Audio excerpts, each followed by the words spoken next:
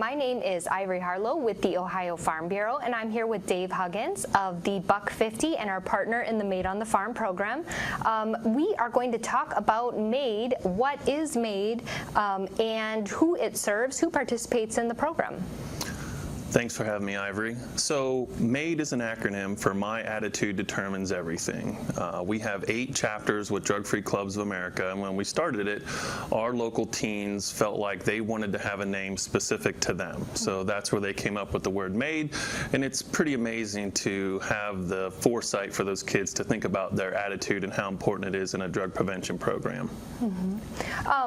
MAID is a different kind of program, and that's really part of the reason it's been so successful. What are the different components of MAID? How does it actually look? How does it actually work? So in our case, we have this program in 8 high schools. Every student takes an initial drug test. Once they pass that drug test, they get an ID card that's sent to the school, and that ID card gets them perks and rewards at different businesses or within the school, and the school has different things like they can cut in the lunch line on a certain day, or maybe they get a cookie on a certain day, or maybe they get out of school 5 minutes early. And then there's about 50 or so businesses in the Southern Ohio area who will give these kids a perk or discount, like Buffalo Wild Wings gives them 15% off, or the Bolero stations give them a free soda pop with any purchase. So they're then subject to 5 other random drug tests throughout the school year, and it's a way for them to prove themselves that they're living a drug-free lifestyle. So this program is something that students sign up for voluntarily, or how does that, is it, I mean, it sounds like they made the acronym MAID, that it's really student-driven, and that it's something that they sign up for because they want to be drug-free and they want that accountability. It is definitely a volunteer program, and we do look at it as a student-led program. So we have ambassadors at each school. Each school has 10 to 15 kids who are the leaders of the program, and the schools hand-select these kids. They are a diverse group. Some are great academically, some are athletes, some are in the band or drama. Some may not be involved in any extracurricular. So this is a way for them to participate in something, but you know, they're helping their school set the in-school rewards. They're going out and recruiting their friends to be a part of this. We have schools that in the fall look at is there a fall sports team that can get 100% enrollment? And we had that last year at Huntington High School. Their football team had 100% enrollment, and a lot of that is due to the leadership of their coach, Scott Keller. That's great. Now, it sounds like the community really kind of rallies around these kids. You mentioned some of the organizations that are donating like perks and things to the school to do that. And it sounds like this has grown. You said 8 schools participate in this currently. Maybe talk about the history of MAID, how this got started, and how it's grown into such a larger thing that now includes 8 schools and the community is getting involved. So we learned about drug-free clubs about 4 years ago. Wayne Campbell had come to First Capital Rotary, and that's where a lot of this incubated, and we learned as Rotarians who were trying to give back to the community that, you know, our area was faced with this drug epidemic, as are many communities, and we felt like as business leaders, we could start a program that would get in front of the epidemic before it affected our teens. So when we learned about drug-free clubs, we called them up, we asked to learn about the program, and what we found was that, first of all, the average enrollment was 18%. We told them that we wanted to have 25 or 30% enrollment, and they said, you're crazy. And then we said, and we want to start this at 8 schools at once. And they said, you're really crazy because nobody's ever done 8 schools at once. But for us, this was our community, and these were our kids, and they're our future, and we had to back them. We had to get this going. So in the first year, that 25 or 30% would have been 700 or 800 kids, and Chris Scott, who was kind of leading the charge, went out and talked to a lot of schools, and he drummed up 1,695 kids, which was 45% in our first year. That grew to 65% in our second year, and we just finished this school year with 2,000 members and 73% in those 8 high schools. So it's totally changed the culture in those schools. Wow. So what does it look like when students start participating in the program? How does that look like during the school year? So we have an application process that mom and dad will sign, and that's one of the important things is to get mom and dad involved in this conversation. We know that if parents talk to their kids about drugs, there's a 50% less likelihood that their students will try drugs. So just the parent brochure that goes home gives mom and dad a reason to have this conversation.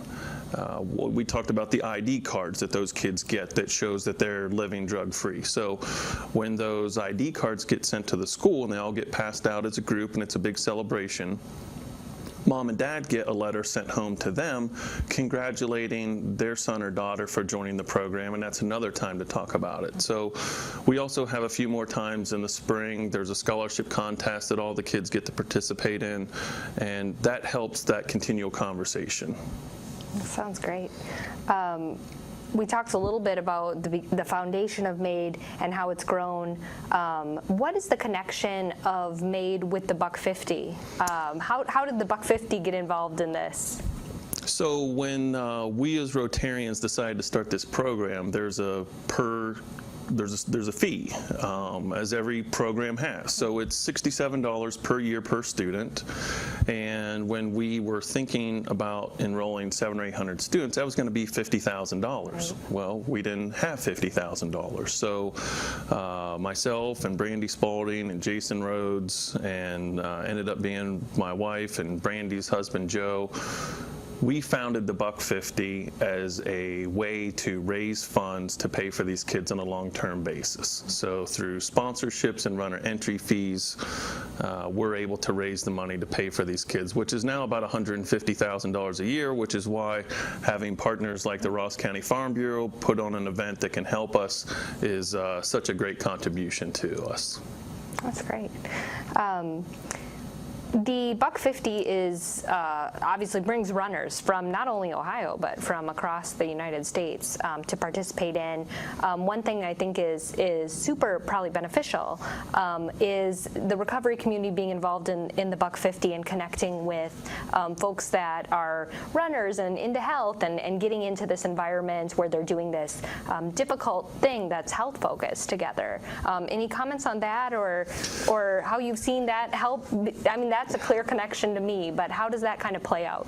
Well, for us, Ivory, it's probably been one of the cooler things that's happened out of the Buck 50 experience, where we've brought in some people who have, had substance abuse disorders, and they're working their way back. And, by participating in our race, they can feel welcome and accepted. So,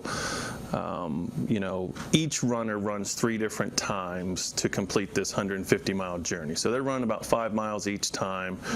There's 9,000 feet of elevation gain in our course. Southern Ohio is hilly. We use lots of hills. To us, it's a metaphor for the epidemic. It's challenging. It takes a lot of time. It takes a lot of effort. So the race, helps us do that. But, these people who have battled their way back, and they've worked so hard to get their lives back together. It's so, it's humbling for us to have them participate in the race with us, and a lot of those people have become great friends of mine, and we love having them as a runner in the race. Great. Well, the Made on the Farm event is coming up quickly here. It will be on July 21st. Proceeds from the Made on the Farm event will benefit MAID, and so we hope you can all join us for that. We will have a link here on the screen to purchase tickets at Eventbrite. You can also visit Eventbrite online and search Made on the Farm, and it will take you directly to purchase tickets online. Alternatively, You can call the Farm Bureau office at area code 740-474-6284, and we can complete your registration and payment over the phone. So feel free to call us at 740-474-6284 to secure your tickets as well. How Made on the Farm is, we're going to invite some students that are in the MAID program to come speak and provide a testimonial about their involvement in MAID. Anything you'd like to add about the students that are going to come talk with us? People always enjoy that. Everything we do is for those kids. You know, when we're working late hours or weekends or umpteen hours a week, it's really a pleasure for me to put the time in it takes to support these kids. So there's really nothing I won't do for them to help them out in this endeavor. But getting them a chance to speak publicly about what this program means to them, some of the trials that they face in the four walls of their school, or maybe it's challenges that their family members have faced, and they have seen those struggles firsthand, and they feel like that, they once thought that was kind of their destiny. A lot of times addiction follows kind of a family lineage, and so when a program like this comes along and there's people like the Ross County Farm Bureau and the Buck 50 and these runners and all these volunteers who are willing to stand up for these kids, they start to think, I can be different.